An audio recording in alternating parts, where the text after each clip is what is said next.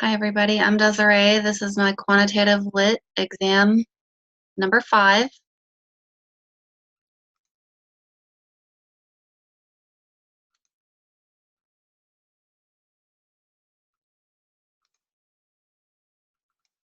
These are the formulas in each problem.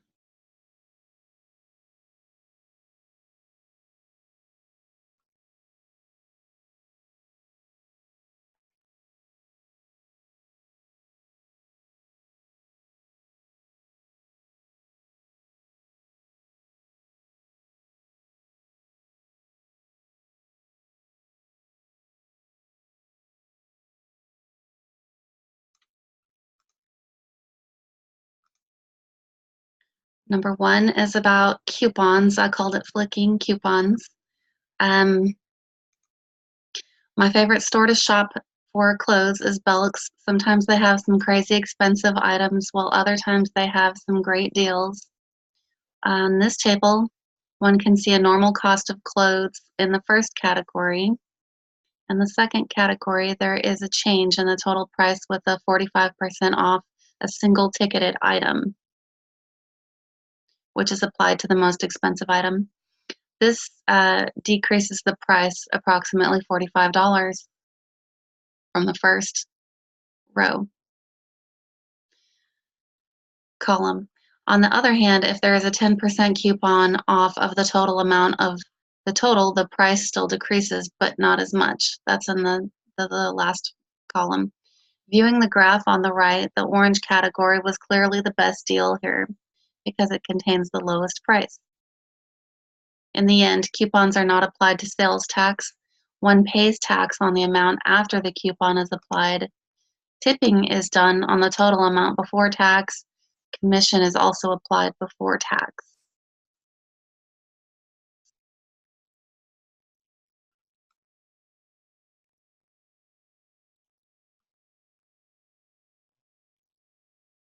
Number 2 is about house hunting. One day I would like to buy a home on several acres. I'm not sure if I want to move to Nevada or Louisiana. This decision will have a huge impact on how big my house will be, how nice it is, how new it is, how many acres I get, etc. Obviously, it's cheaper to purchase property in Louisiana over Nevada. This example shows a table and graph of somebody buying a home. Categories such as the price, down payment, amount financed, monthly payment, total, and interest are displayed. Gwen, the lady that bought the house in this example, finances the house for $89,000. She wants to pay this house off in a hurry of only 10 years or 120 months. Gwen's total loan here is $142,000, which includes interest of over $53,000 over the course of this time. Though her loan term is short, her monthly payment isn't that bad. It's also good that she chose a shorter term loan rather than stretching it out over several decades. This and the fact that Gwen chose to place a down payment allowed her to save thousands and thousands of dollars over time.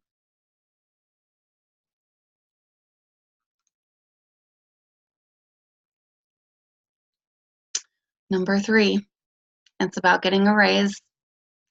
This problem shows how a raise may not always be the best idea. This is because the more one makes, the more they pay in taxes to the federal government. A lot of people in this town are in different tax brackets depending on if they work at a restaurant or have their own business. For instance, the tables and graphs and in this problem show one how to get almost $2,000, shows how somebody gets an almost $2,000 raise annually, but they end up making less in the long run because they are put in a higher tax bracket after their raise. This person's old pay shows how they made $35,900, had 20% deducted. They paid out $7,180 annually, and so their net profit annually was just over $28,000. An $1,800 raise now puts them in a 24% tax bracket, almost $2,000 more paid annually, and in the end, they make less than they did before the raise. For easy viewing, one can look at the pie charts on the right, which show a before and after scenario of net profit and taxes paid. Notice how the after raise, the tax paid is more, and the net raise or the net profit is less than the before raise pie chart. If you look at the before raise pie chart, you'll see they paid 20% in taxes, and the rest was the other 80% was net. After their raise, they paid 24% in taxes. Their net profit was 76%.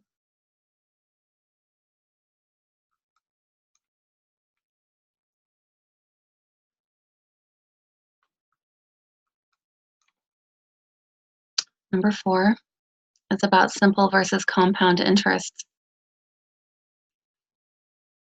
This is a table and graph showing simple and compound interest with an original principal amount of $60,000. The rate of 6% is the same for both.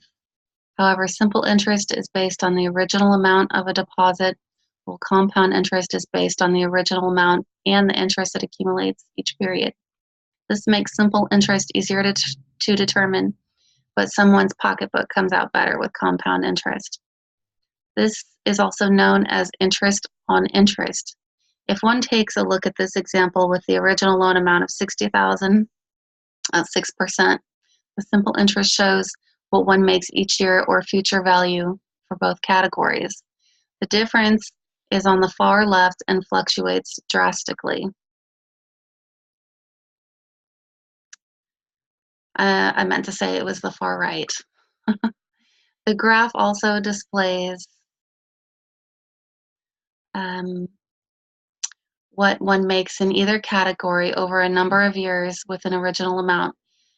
Euler's E number is an irrational number calculated to 23 decimal places. It's famous like pi. The number never terminates, nor is it periodic. It's an important number for the math world.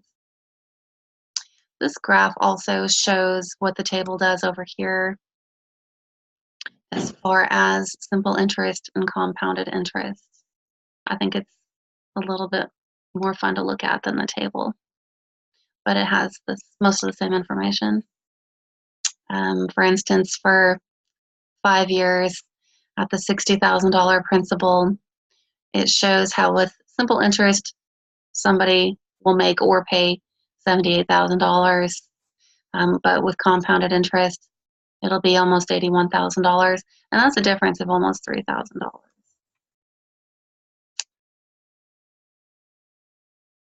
Number 5, more house hunting.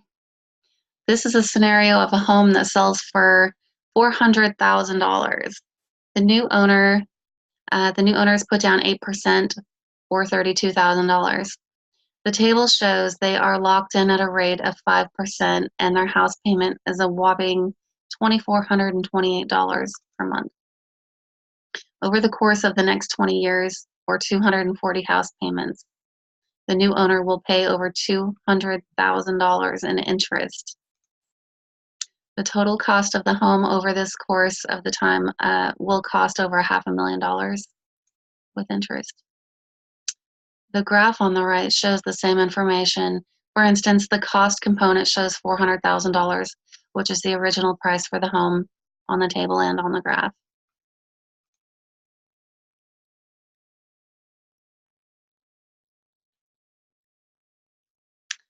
Number 6 is about student loans, subsidized and unsubsidized. Which one is better to pursue?